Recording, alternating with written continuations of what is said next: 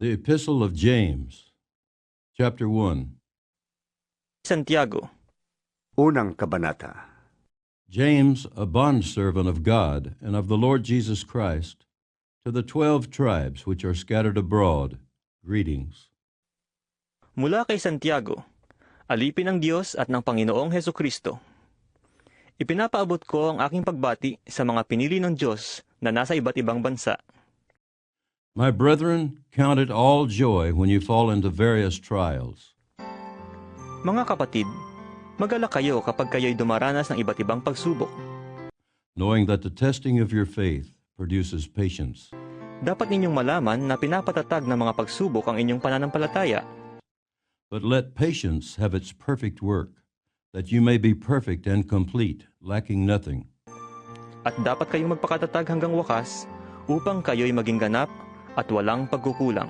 If any of you lacks wisdom, let him ask of God, who gives to all liberally and without reproach, and it will be given to him.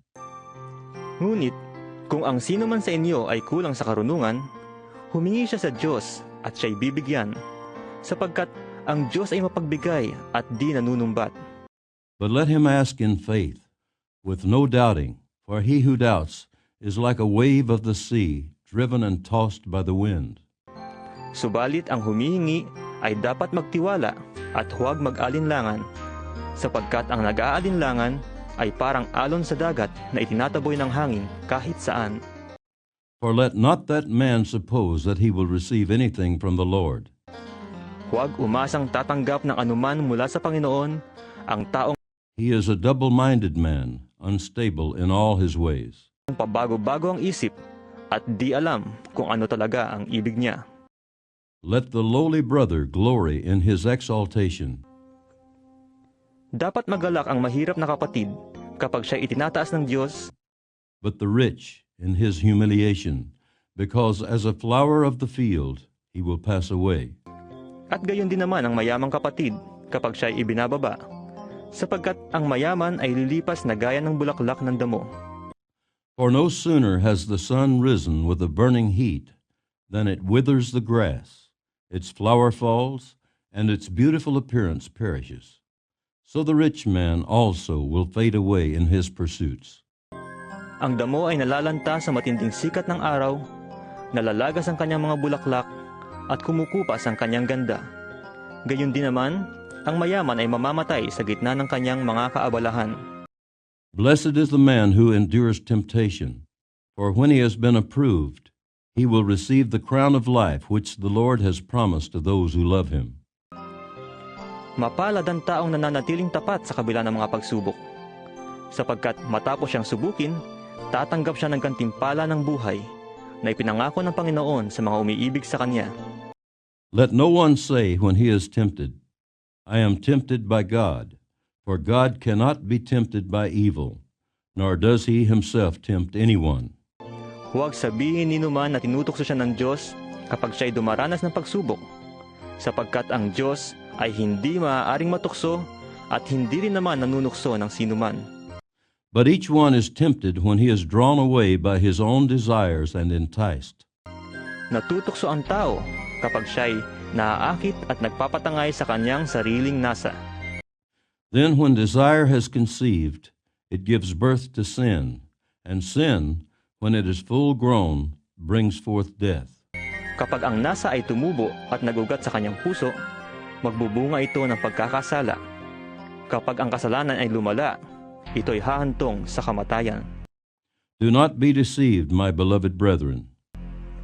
Huwag kayong padaya, mga kapatid kong minamahal. Every good gift and every perfect gift is from above, and comes down from the Father of lights, with whom there is no variation or shadow of turning. Ang lahat ng mabuti at ganap na kaloob ay buhat sa langit, mula sa Ama na lumikha ng mga tanglaw sa kalangitan.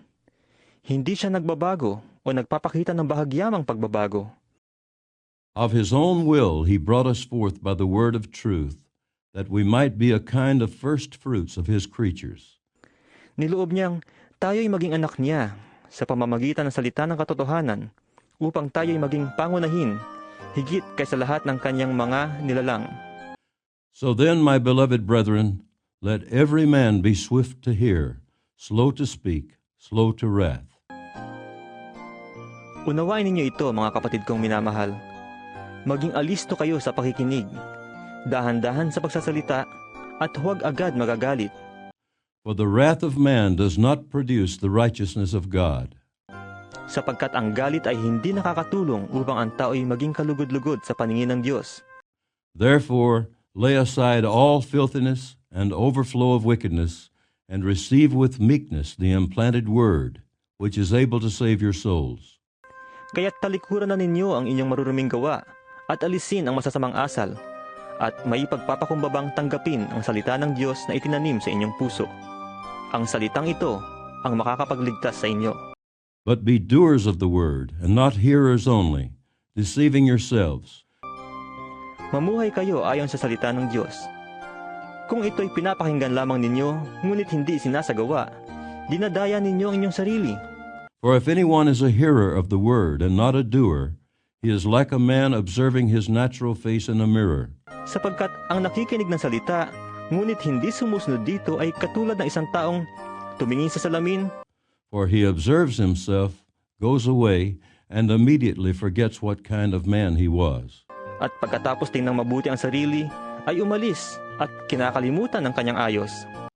But he who looks into the perfect law of liberty and continues in it, and is not a forgetful hearer but a doer of the work, this one will be blessed in what he does. Ang pagpapalain ng Diyos sa lahat ng kanyang gawain ay ang taong nagsasaliksik at nagpapatuloy sa pagsunod sa kutusang ganap na nagpapalaya sa tao. Siya ang taong gumagawa at hindi nakikinig lamang, at pagkatapos ay nakakalimot. If anyone among you thinks he is religious, and does not bridle his tongue, but deceives his own heart, this one's religion is useless. Kung inaakala ninuman na siya'y relihiyoso, ngunit hindi naman siya marunong magpigil ng dila, dinadaya lamang niya ang kanyang sarili. Walang kabuluhan ang kanyang pagiging relihiyoso. Pure and undefiled religion before God and the Father is this, to visit orphans and widows in their trouble, and to keep oneself unspotted from the world. Ang pagiging relihiyoso na dalisay at walang dungis sa harap ng ating Diyos at Ama ay ang pagtulong sa mga ulila at sa mga byuda sa kanilang kahirapan, at pag-iingat sa sarili upang huwag mahawa sa kasamaan ng mundong ito.